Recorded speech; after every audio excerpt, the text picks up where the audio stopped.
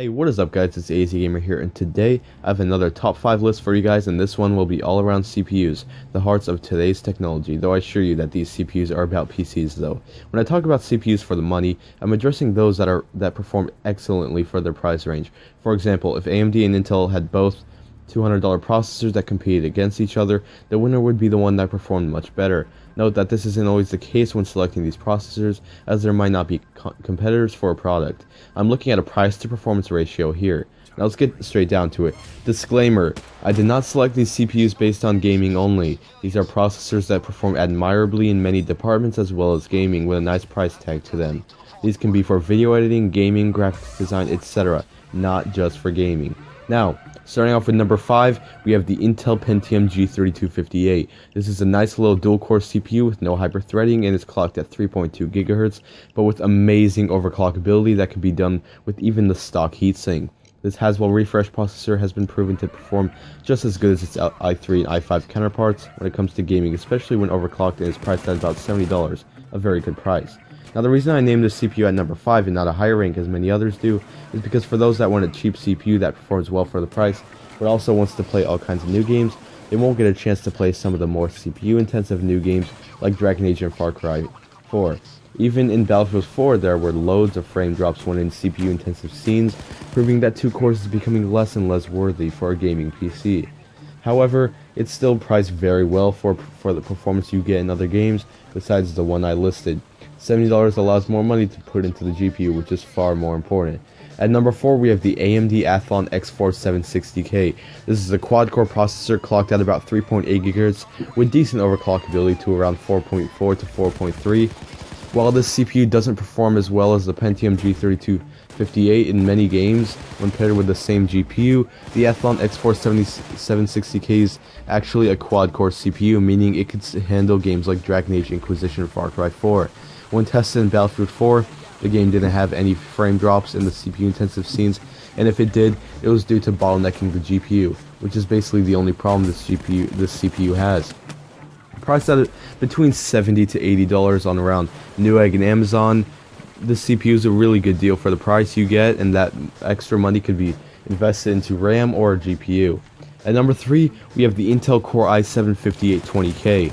This is a 6-core CPU with hyper-threading, which means it has 12 threads. Now, I bet you're wondering why this CPU is third at a list that's top 5 CPUs for the money, seeing as how this CPU is $390 or $400 in some cases. Well, the CPU has 12 threads for about only $50 more than the 8-threaded i7-4790K. You're basically getting an amazingly powerful CPU that could render videos in mere seconds. Of course, will not bottleneck any GPU because it's an Intel processor. Though keep in mind, if you're just gaming, the i7-5820K isn't the best choice because 12 threads is a little too much for gaming when all you really need is an i5 for a gaming-centric build. Overall, at around $390 to $400, it's a very good deal for the performance you get. It has the same amount of threads as Intel's i7-4960X, which is the 4000 series card, still a Haswell processor as opposed to the 5820K being Broadwell, and it has the same threads except much cheaper, so this is definitely a winner, especially if you're video editing, if you're a graphics designer, you do core intensive stuff, CAD design, all that kind of stuff. Now, $390 to $400 is a very good deal, and I definitely recommend it if you're a video editor. At number 2, we have the AMD FX 6300. It's a well-known 6-core CPU clocked at 3.5 GHz with quite a bit of room to overclock provided you have sufficient cooling and VRMs. As games nowadays use more and more cores, the AMD FX 6300 is still unfazed thanks to the power of 6 speedy cores. Priced at around $100 to $120 depending on where you buy it, it's definitely a great deal. Performs well enough in many games until you get to the higher end GPUs like the GTX 980 or an R9 290, where the CPU will begin to bottleneck it a bit, but not by much.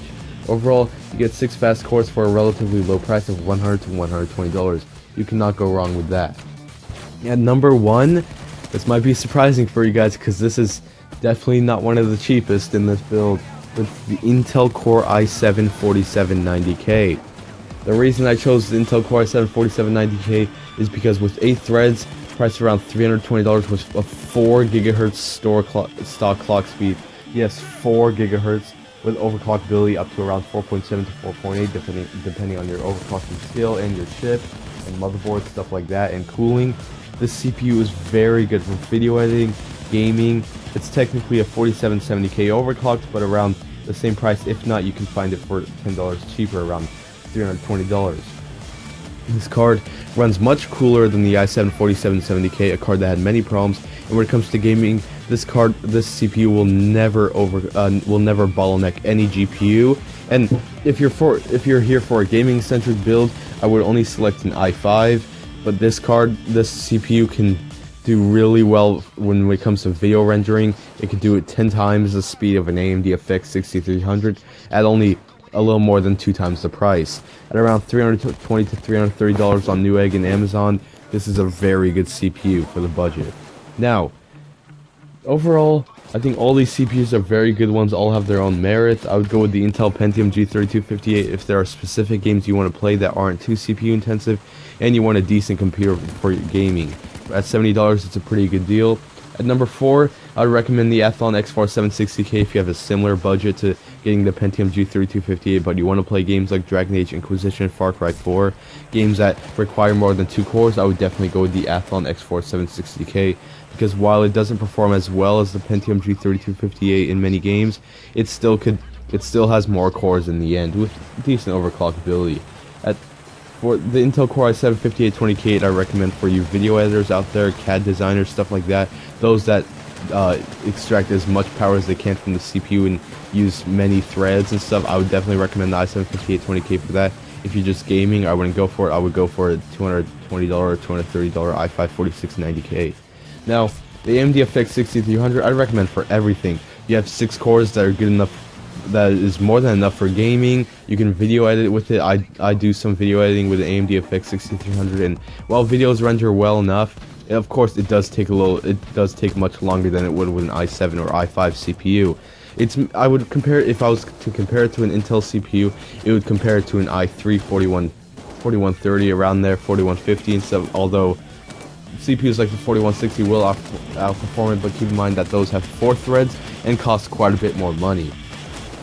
And the Intel Core i7 4790K, if you're just getting a gaming-centric build, and let's say you have dual GTX 980s or dual GTX 970s, 2 very high-end cards, I'd probably recommend the i7 4790K over the i5 4690K, because 1, you want to complement that high-end build with a high-end CPU, and because, who knows, 2 very powerful cards, the i5 might not be able to keep up with them, so I'd definitely go for an i7 that has more than 4 cores, which is good for future-proofing, because the new consoles, the Xbox One, PlayStation 4, use about 8 cores, meaning that's a sign in like 5 to 8 years we might be seeing games that use more than 6 cores or around 6 cores. So definitely the i7 is good enough for gaming, though I'd totally recommend it for video editing / rendering or graphics design, streaming, stuff like that. Now, guys, that's the video. I'm glad you guys enjoyed the video. If you did, be sure to leave a like, subscribe, and comment below whether you are getting any of these CPUs, whether you own any of these CPUs, your own opinion, if you think other CPUs should have been included in the list, and I'll keep that in mind in the future. And thank you guys for watching. I'll catch you guys on the next video.